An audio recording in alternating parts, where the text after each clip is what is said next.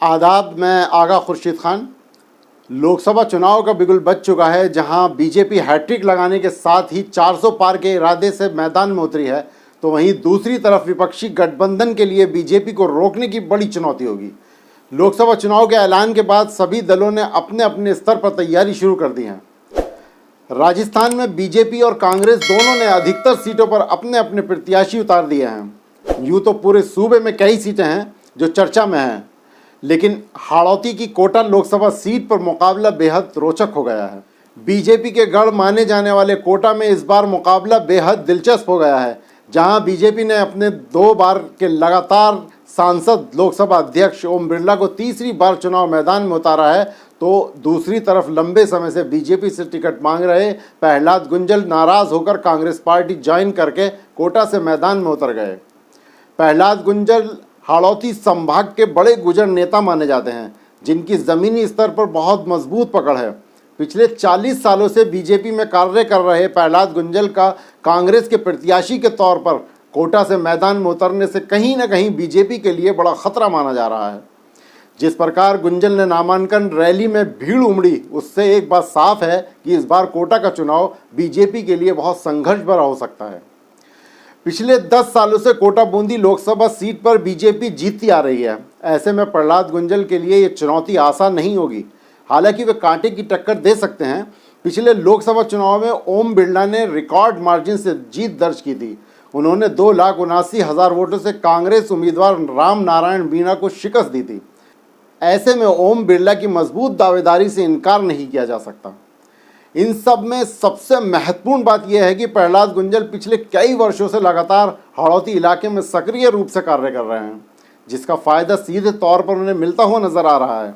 प्रहलाद गुंजल ने अपने नामांकन रैली के माध्यम से हर किसी को यह संदेश देने की कोशिश की है कि यह चुनाव बीजेपी के लिए इतना आसान होने वाला नहीं है।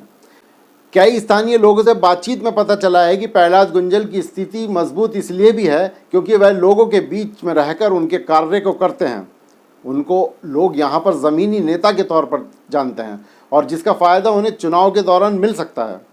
हालांकि स्पीकर ओम बिरला की साफ सुथरी छवि कहीं ना कहीं उनके लिए सकारात्मक पहलू है। इसके अलावा उनका बूथ स्तर पर संगठन है जो उनको धरातल को मजबूत करता है।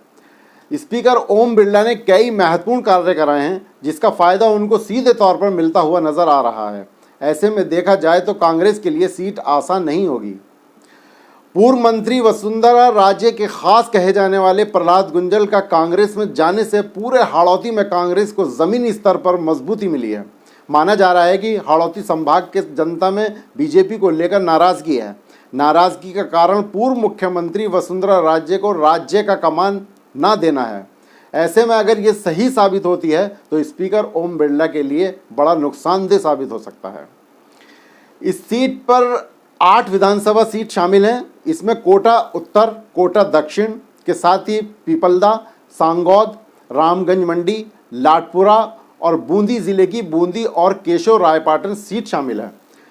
फिलहाल इन सीटों में से 4 पर बीजेपी और 4 पर कांग्रेस का कब्जा है। राजनीतिक जानकारों का कहना है कि कोटा लोकसभा सीट से कांग्रेस पार्टी की स्थिति बहुत मजबूत हो गई है। इसके अलावा अगर सभी कांग्रेस पार्टी के नेता एक मंच पर आकर प्रहलाद गुंजल को चुनाव लड़ाते हैं तो चुनावी परिणाम में बहुत बड़ा उलटफेर देखने को मिल सकता है। यह लोकसभा सीट कृषि बाहुल्य क्षेत्र माना जाता है और यहाँ के किसान लंबे समय से एमएसपी की मांग कर रहे हैं।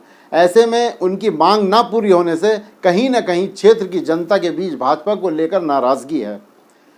जातिगत तौर पर बात करें तो साल 2011 की जनगणना के अनुसार यहाँ अनुसूचित जनजाति 20.4% है और अनुसूचित जाति के वोटर 12.76% हैं। इस सीट पर मीणा जाति के वोटरों को निर्णायक माना जाता है। इसके साथ ही गुर्जरों की भी अच्छी खासी पैठ है। खास बात यह है कि प्रहलाद गुंजल गुर्जर जाति से ही आते हैं। उनके अलावा ब्राह्मण और वैश्य वोटरों को भी अहम माना जाता है।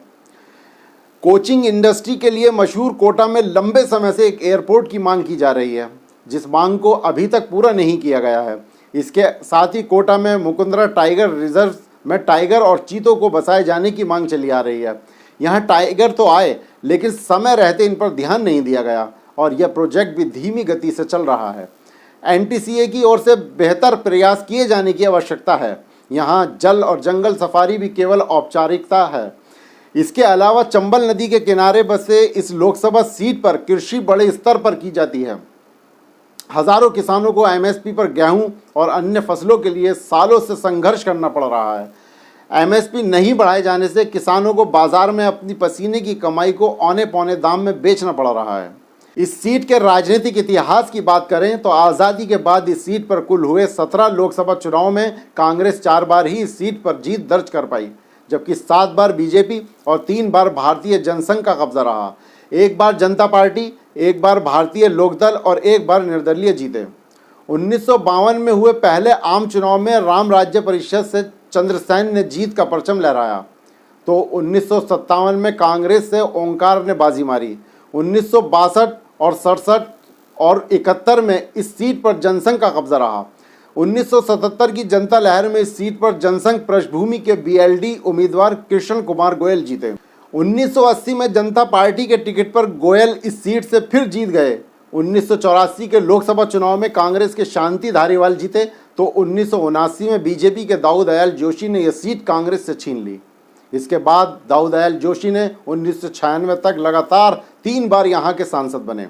वहीं 1998 में कांग्रेस से राम नारायण मीणा ने यह सीट बीजेपी से हथिया ली, लेकिन 1999 में बीजेपी के रघुवीर सिंह कौशल ने मीणा को हराकर यहाँ कब्जा कर लिया। 2004 में कौशल ने दोबारा जीत दर्ज की, लेकिन 2009 के चुनाव में कोटा राजघराने के इजयराज सिंह ने कांग्रेस के टिकट पर पार्टी को जीत दिलाई। 2014 में बीजेपी के ओम बिरला ने सिंह को हराकर एक बार फिर इस सीट पर बीजेपी को काबिज कर दिया। अब इजयराज सिंह बीजेपी में शामिल हो चुके हैं और कभी एक दूसरे के खिलाफ लड़ने वाले नेता वर्तमान में एक दल में शामिल हैं। 2019 में राम नारायण मीणा को कांग्रेस ने उतारा था, लेकिन हार का सामना करना पड़ा। अब देखना दिलचस्प होगा कि क्या यहाँ से भाजपा एक बार फिर से अपना परचम लहरा पाती है, या फिर बीजेपी से बागी प्रहलाद गुंजर कोई बड़ा खेल करते हैं।